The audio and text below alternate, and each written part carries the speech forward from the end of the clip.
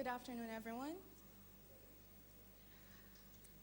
One of my favorite quotes is Ada Lushan's quote, when she said, "When we can't bear to be alone, it means that we don't properly value the only companion we have from birth to death, ourselves."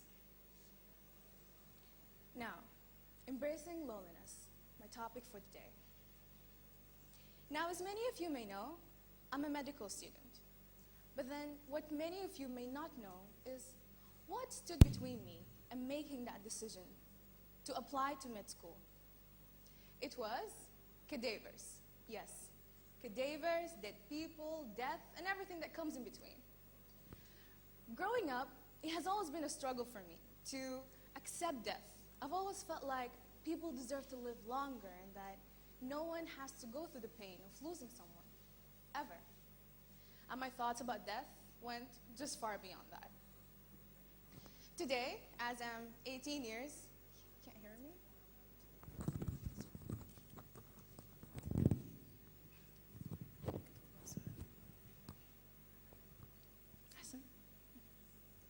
Today, as I'm 18 years and 1 day old, I've grown more acceptant of death as an inevitable part of life. But then at the same time, I've grown more in acceptance of something else. The idea of people dying for the wrong reasons. Wrong reasons. What wrong reasons? An extra dose of something? No. Wrong reasons such as wrong ideas implanted in people's heads. No one knew of them to help them change them. Ideas and thoughts such as feeling lonely or disconnected or even left out. And the list just goes on. Now, I want to discuss the magnitude of the damage caused by these wrong ideas and false beliefs. As we're sitting here today, someone somewhere out in the world has just attempted committing suicide. And every 40 seconds, a life is lost to suicide. Now, the question applies itself. Who's there to blame? And who's in charge of all of this chaos? A few days back, as I was surfing the internet, I came across this title that read, "Suicide is a crime of loneliness." Seriously? Let's ask ourselves, has loneliness seriously gotten that far? I would say yes. I'll tell you why. In many cases of suicide, suicide was a permanent solution to an anguishing feeling of utter loneliness. And studies have constantly shown that 1 in 10 of us is lonely. Now, they might have done the math and the statistics and everything, but still, isn't it heartbreaking that someone had to take their lives out just because they did not feel so connected to the rest of us? I don't think it's fair. So, what can be done? What can we do to overcome this overgrowing issue? Now, personally, I believe that it's all a misconception of the two terminologies, alone and lonely. But in order to clarify this to you, I'll have to talk about loneliness first, how it feels, and state some facts. Okay. So, we all might differ right now when it comes to defining lonely. But let me ask you this. Have you ever had that feeling of utter emptiness eating you? That feeling of incomprehensible homesickness by your home? When words fail to make a statement and you feel like you're just the last person walking on the planet. When you feel like you're stuck inside your own head, all by yourself, and no one is actually able to pull you out of your very own thoughts. Yeah? Well, that is not even half of how a lonely person feels like, most days and many, many more nights. Now, I know this is not very intriguing to say, but if you think about it, we're always alone. If you let your thoughts slip away for a moment, lose your focus, boom, find yourself slipping into your own thoughts, dwelling into your very own thoughts, all by yourself. No one is really in your head. It's just you, isn't it?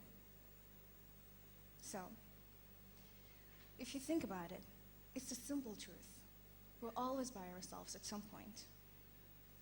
And we, little poor fragile humans, spend the life's time in a little quest for company. we're always trying to find company somewhere, here or the other.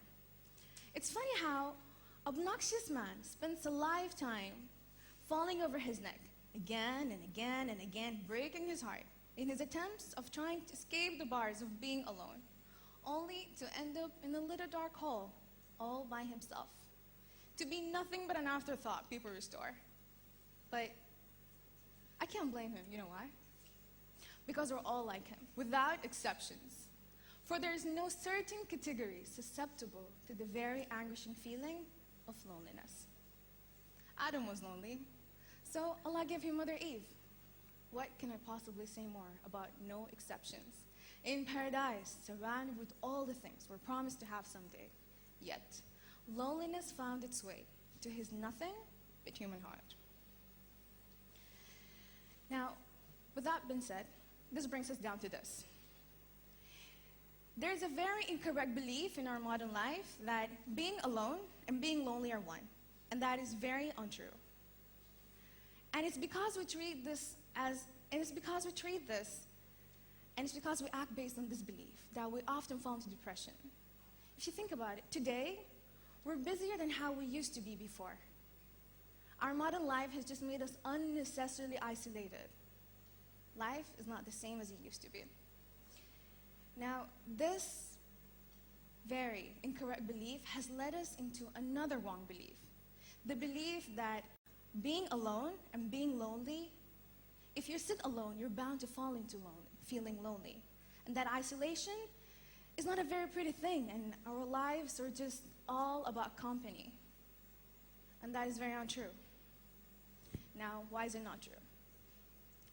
As social beings, we feel the need for rewarding social contact and relationships and stuff like that. And that's normal. But then if you come to define loneliness, it's the feeling we get when our need for this type of contact is not met. Alone, on the other hand, is defined as only a matter of being by yourself. So, again, why are being alone and being lonely not related? I'll tell you why. Someone somewhere out here might decide to live by themselves without much contact, social contacts or relationships, nothing, and still feel very happy about it. Someone over there might choose to be a part of a family and a relationship and have many friends, and he still feels lonely from the inside. You see how contradicting this is? He doesn't have anyone there, still feel happy, and he is actually among many people and still feel lonely. Now, with that being said, let's think of something else. Today, aren't you always lingering to thoughts of company and acts and manifestations of company? Although deep inside us, we know that company is a very fragile thing to rely on. No matter how much we stay together today, and this gathering is bound to end at some point. And each one of us is going to go back home and fall back into being alone, not necessarily lonely. And those of you who have wives or husbands, at some point, your wife or your husband is going to fall asleep, leaving you there, staring at the ceiling, trying to figure out what you want to do, all by yourself. See? You're often by yourselves. Many things in life are done in solitude. To grab a bite is nothing but expected. You'll call a friend, obviously. I mean, who actually has the guts right now to go out to some restaurant, sit in a table made for 4 people, order something, and sit on your own? Please, if someone is, please raise your hand. If anyone, except for Sadiq, okay? But then no one actually has the guts to do that, because we all believe that isolation is not really pretty. It's something that started from childhood. As children, we never see children actually draw images of themselves, sitting all by themselves. No. It's often that we see a child sitting there, draw something like him holding hands with someone, a friend or a parent perhaps, and that's when he calls it happiness. That is how children define happiness. It's because we have implanted that wrong belief in our children that isolation is many shades of black and blue, and that you're only happy when you have so many friends. Many of you can relate to this. On your first day of school, you come back home, your parents pick you up, first thing they ask you, how many friends did you make? Yay! Should we call them over? No, seriously? You never hear a parent tell his child, it's okay if you want to spend time with yourself, bond with yourself. It's okay if you want to sit on your own. There's always going to be this cheesy auntie who's going to come to your parent and be like, your child doesn't play with kids. What's wrong with him? We always hear things like that. See?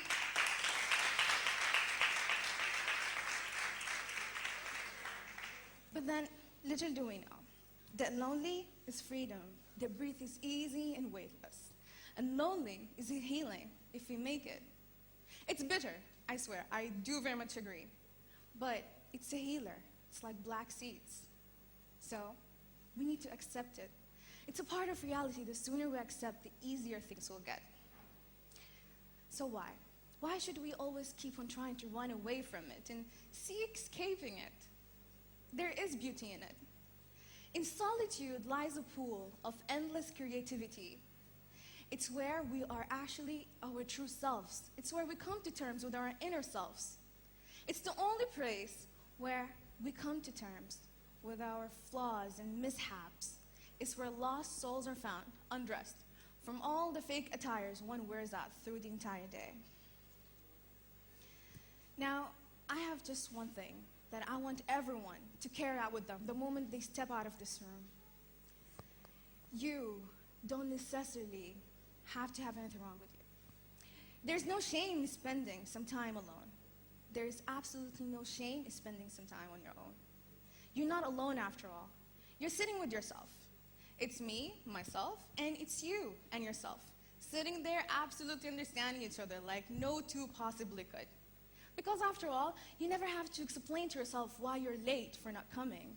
You never have to explain anything to yourself because yourself just knows everything about you, doesn't it?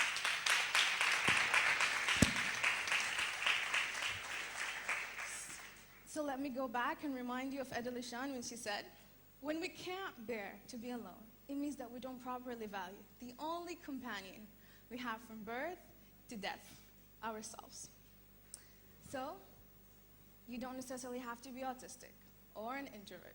Hell, you don't even need to have anything wrong with you if you enjoy solitude. It is beautiful at some point. And we all need to understand that company is a perk in our lives. It is something that we should get in between long hours of solitude. It's not something to lead our lives with. Because if we lead our lives in company, that's when company will actually lose its flavor. So, stop living your lives trying to seek company. Now, I know that some of you might not be convinced by my talk, but let me just wrap it up to you in this. No scientist made his discovery in company. No artist drew his masterpiece in company. No influential man or woman did anything in company. Even the Prophet ﷺ often sat by himself meditating, didn't he?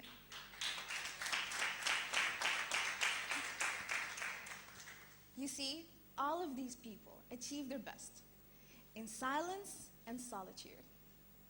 So, stop strangling yourself and stop mixing the piles, for they're far distinct from each other. Your happiness is not tied around the neck of the untamed company, which may stay with you today and run away on you the next day. It's tied around your neck. So stop strangling yourself one more time and making it so frail. Grab hold of it. Find yourself within yourself first.